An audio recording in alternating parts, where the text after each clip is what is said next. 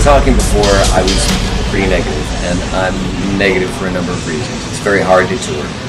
I love touring because I'm a rat for it. I love being on stage.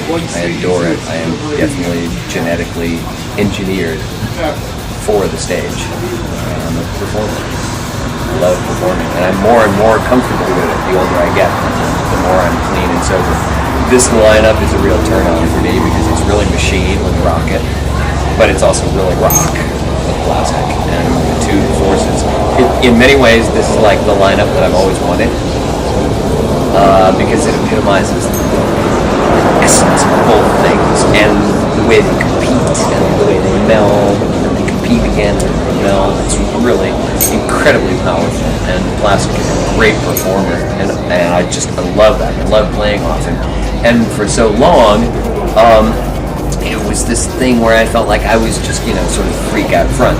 I'm happy to be the freak out front, but now it's much more of kind of a unit in a way, and it feels right. So, Werner Herzog was asked in the film Burden of Dreams, which was the documentary about the making of Fitzcarraldo, if he was ever going to make any more movies. And he said, really, for me, movie making is a murder by choice. It's suicide. It's what I do, and to continue would be the worst thing I could possibly do. He said, as soon as this movie is done, I'm going to go back to Germany, I'm going to look at a couple of options, and then in about 6 weeks I'll start making my new movie. Because as an artist, I have the ability to translate some of the dream ideas in my head and put them into a medium that other people can reach out and touch. And that's both a gift and a burden. It's the burden of dreams. And I guess I'm not done. It's hard for me to say that I'm done because I love it so much. And I'm going to put out another record, so it would make sense for me to tour. And the Prude thing is a lot of fun. It's Rocket and Plastic, and Jason's part of it as well, and Wade is part of it. Wade Allen from Christ Analog and Atomica. He's also going to come out to London in about a month or two, and we're going to write the Chemlab record in about 2 weeks, hopefully, so we can turn it around quickly and have it be just fresh and muscular, old but new. I don't know. What am I going to do? I'm 50. I'm too stupid to know what else to do. I'm probably going to keep doing it.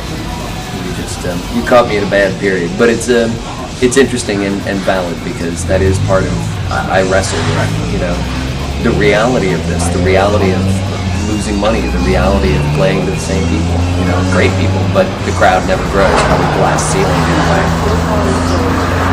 The reality of no distribution, no record labels, and, a shrinking scene that I've watched die slowly over 20 years.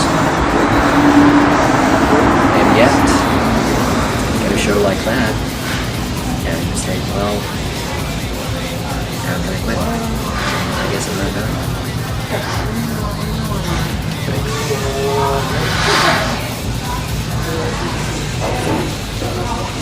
I'm a bunch of fucking contradictions. Jesus.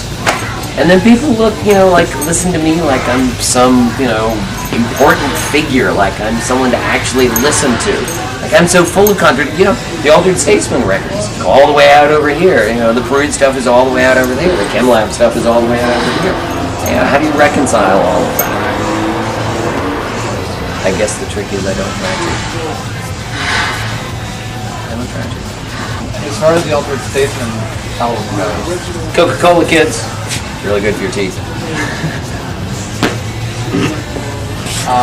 Whatever happened with that? I was trying to see if it came out. I was Googling it. The only thing that came up was torrent sites. Yes. It leaked out. I blame Martin Atkins. He didn't want to release it, so I think he just dropped it out into the threads and let it go that way. I definitely blame him for it. I blame him for many things. I blame him for the fact that, I haven't got clean socks today.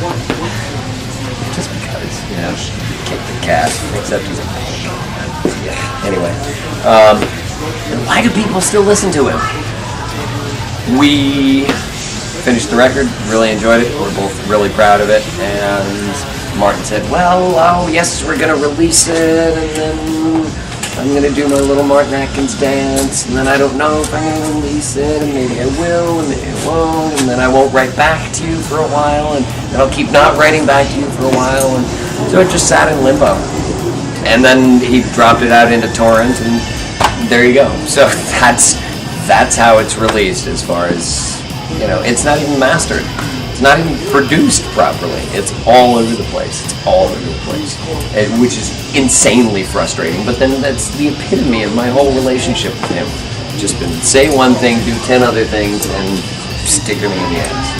So it's unfortunate. Maybe it will find a real home. I'd certainly like that. So I think it's a great record.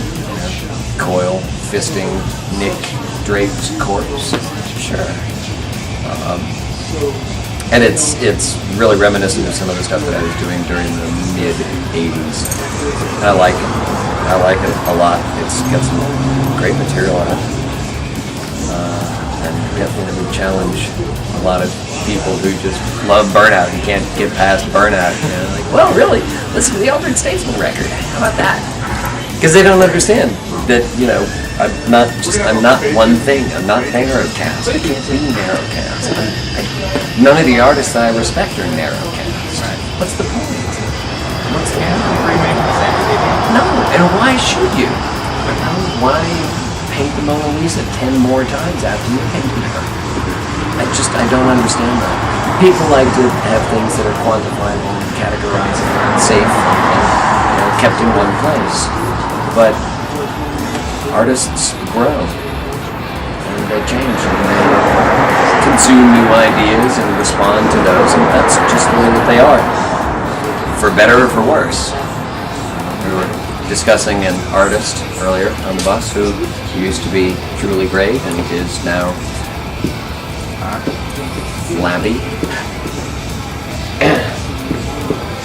And these things happen, you know, which is, it's unfortunate, but it's real. And sometimes you have to go off and find other people that interest you more. And sometimes the artists are able to continue to grow and flex and do things that hold the imagination.